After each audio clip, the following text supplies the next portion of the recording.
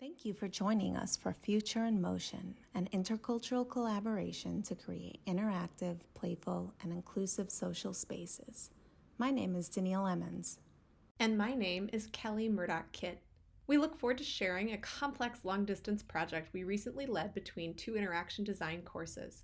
This exciting project took place between students at Virginia Commonwealth University in Doha, Qatar, where I teach, and the University of Michigan in the United States of America, where Kelly teaches. Our students work together in teams to create interactive concept designs to engage audiences in both cities in social, playful, and cultural experiences. Simply put, students use motion design to communicate an idea that they might not otherwise know how to code or construct without extensive technical or architectural experience. Additionally, many of us engaged in design education are trying to nurture the meaningful participation of diverse voices in our work. For Danielle and I, one way to achieve this is through the dynamic interplay between intercultural engagement and collaborative design. For us, important aspects of intercultural learning involve fostering mutual respect and openness to the unique experiences of other people, societies, religions, cultures, social mores, and educational systems.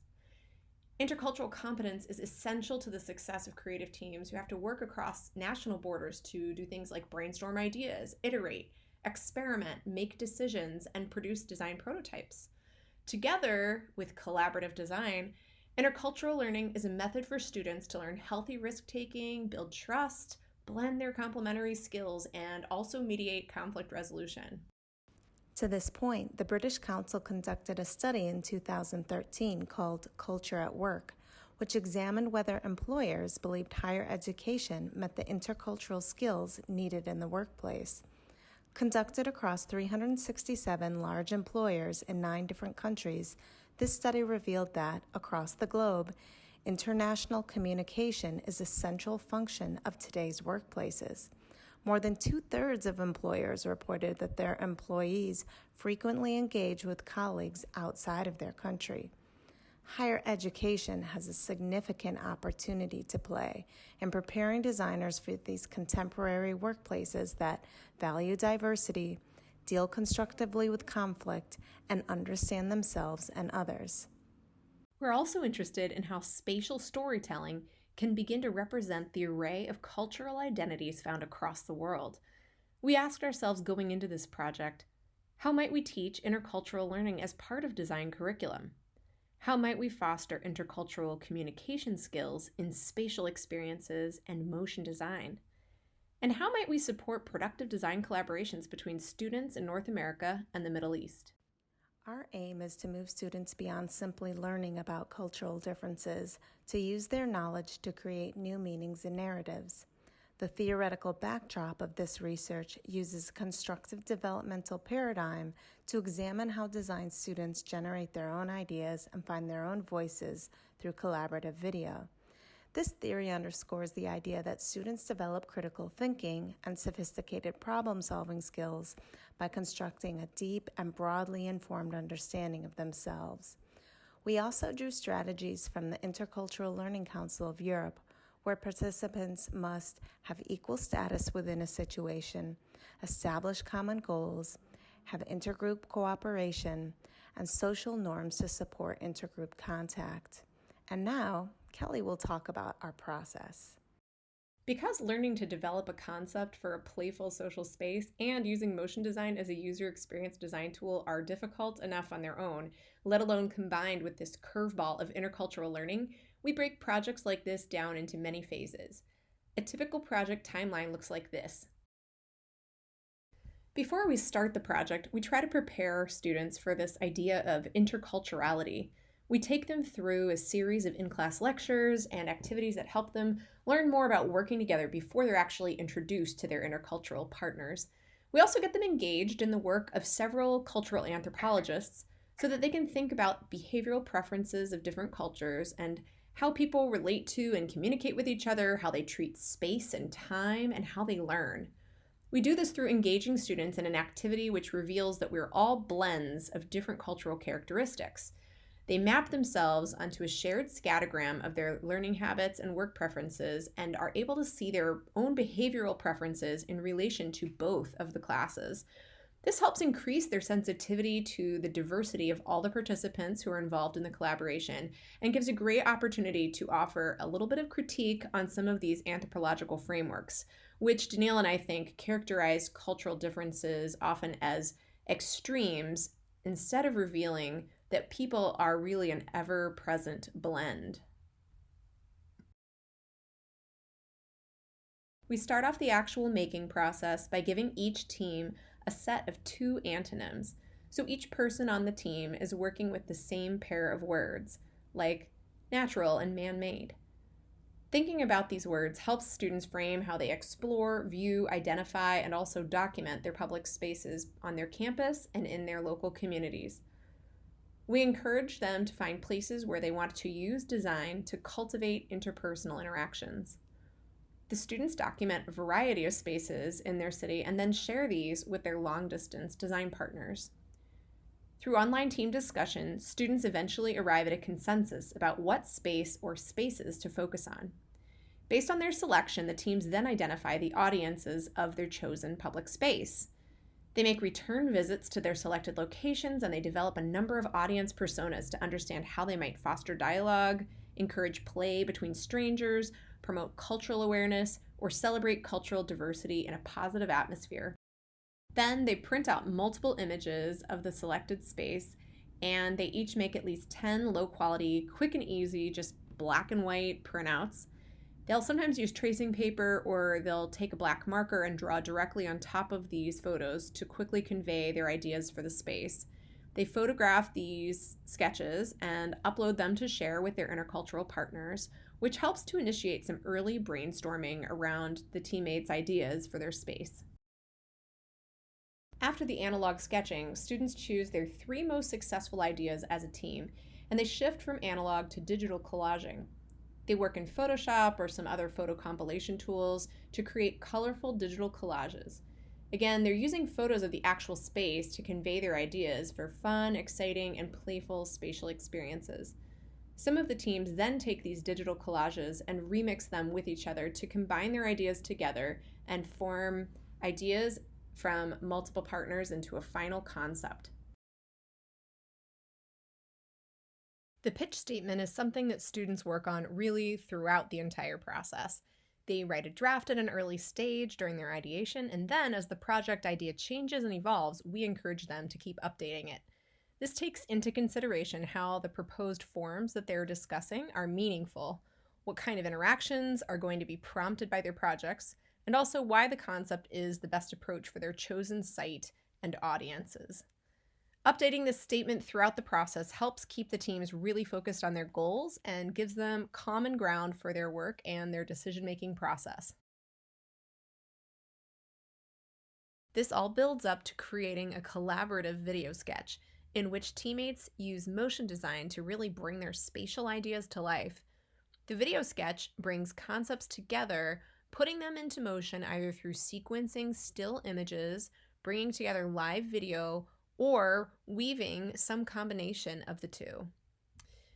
Then they generally superimpose visual designs on top of their footage or stills, and they do this process either through passing their files back and forth and working as a team to animate and sequence and edit everything together, or sometimes teams will do a lot of planning and storyboarding and script writing together, and then one person will take on the role of editing the video while others are working on other final elements. One of those final elements is a collaborative presentation. These bring together the team's entire creative process and enables them to discuss their research, their analysis of what they found at the sites, their concept generation, and how they actually validated their concepts. It also gives them a place to describe the various scenarios and touch points that came together into their final video piece and finally showcase the video for an audience. Students also write an individual reflection at the end of the project. This provides an opportunity to reflect on their own cultural learning experience in terms of its benefits, challenges, and how the influence of multiple cultural perspectives might have affected their outcome. Our students often note that they are able to come up with new ideas, are exposed to different perspectives, and end up creating designs that they would never have conceived of outside of the intercultural design exchange. And now Daniil will talk you through some of the team's final videos.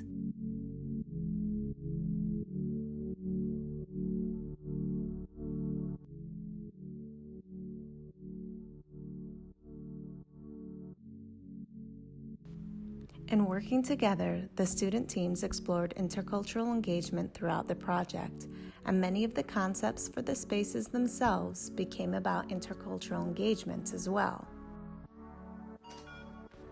In this project, the team proposed a live interactive video feed to connect students on 2 continents through projection and interactive drawing, serving as an in-between space for people to visually communicate.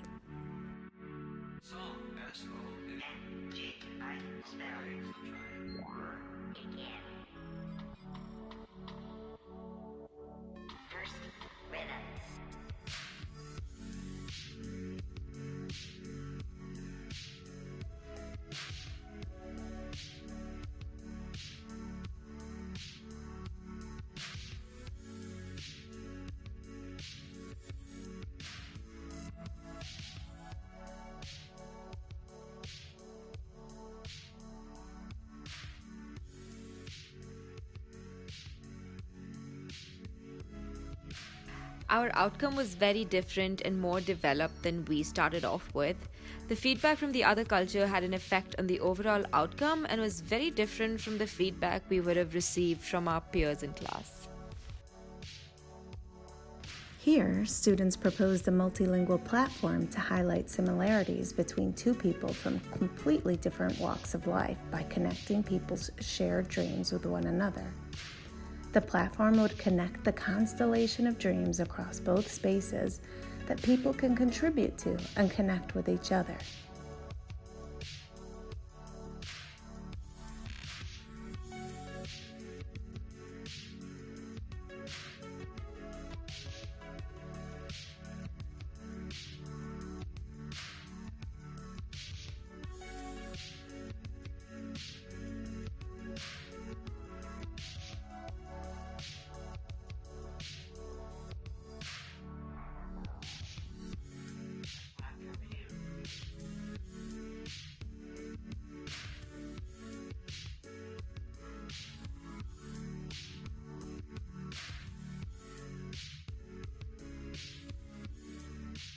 We hope to make people take a moment to think about their personal aspirations and to share them with the universe while being inspired by the thoughts and dreams of others.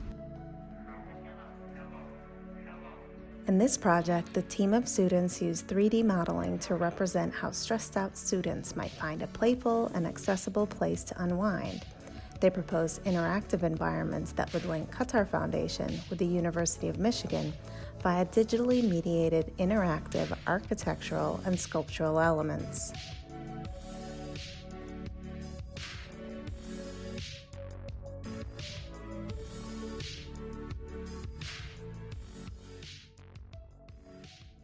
My favorite part of the experience was understanding what my team members valued. Our collaboration really showed us how to design something that could not only connect cultures but transcend boundaries so that the experience could be applicable to anyone.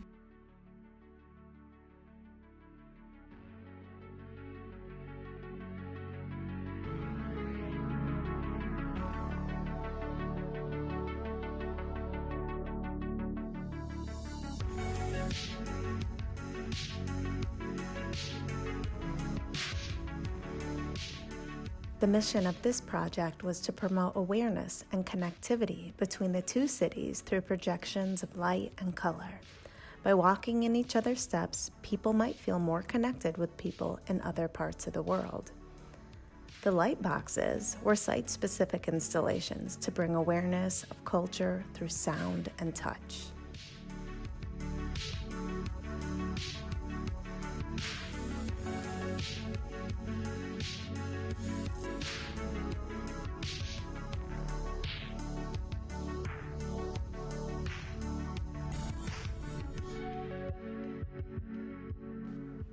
The students' project reflections collectively highlight the extensive learning outcomes offered in a project involving the dynamic interplay between intercultural engagement and collaborative video design. We believe that diverse stories constructed from genuine respect, understanding, and appreciation of cultural and social values can only help expand the stories we tell on screen. It can also change the way we see and value diversity in teamwork. Thank you for tuning in to our presentation, which we actually created through long-distance video editing. If you have questions, comments, or ideas, we'd really love to hear from you. Please also look for our book, Intercultural Collaboration by Design, Drawing from Differences, Distances, and Disciplines Through Visual Thinking, which offers more than 30 activities to engage diverse teams in innovative work.